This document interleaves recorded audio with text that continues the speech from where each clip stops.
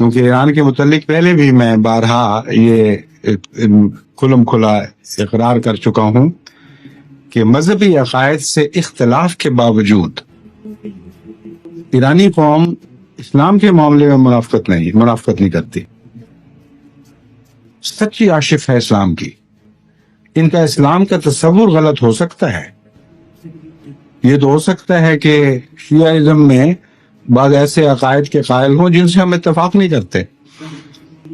یہ بھی ہو سکتا ہے کہ اسلام کے تصور میں جہاں تک اسلام کے دنیاوی یعنی سیاست کا تصور ہے، ان کے تصور میں، ان کے خیال میں بہت سی غلطیاں ہوں.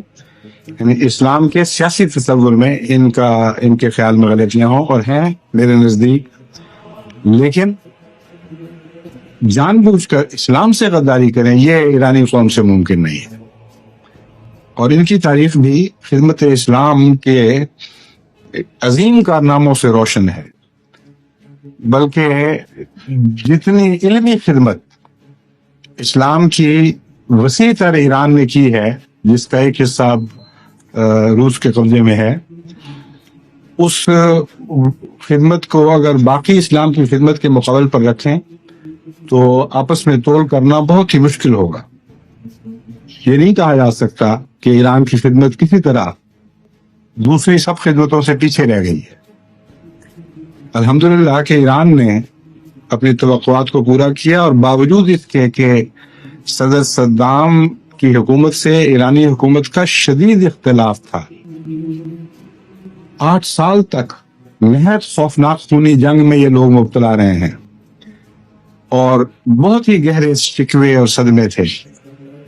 اگر ایران اٹھ کھڑا ہوتا ہے عراق کے خلاف تو دنیا سمجھ سکتی تھی، اور مورخ اس کو معاف بھی کر سکتا تھا کہ اتنی خوفناک جنگ کے بعد اگر ایران نے اس موقع سے فائدہ اٹھانے کی کوشش کی ہے تو کوئی حرج نہیں ایسا ہو جایا کرتا. پھر انسانی جذبات ہیں جو بعض باتوں سے مشتعل ہو کے پھر قابو میں نہیں آتے.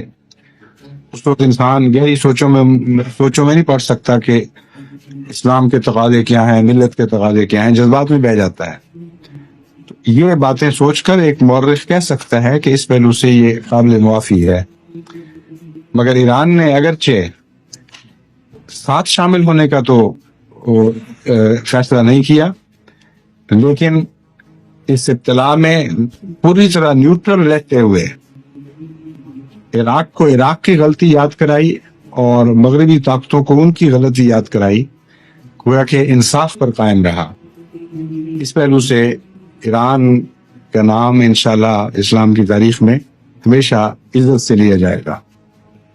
گزرے ہوئے 100 سال کی تاریخ گواہ ہے، سائے کی طرح سایہ فگن ہم پہ خدا ہے.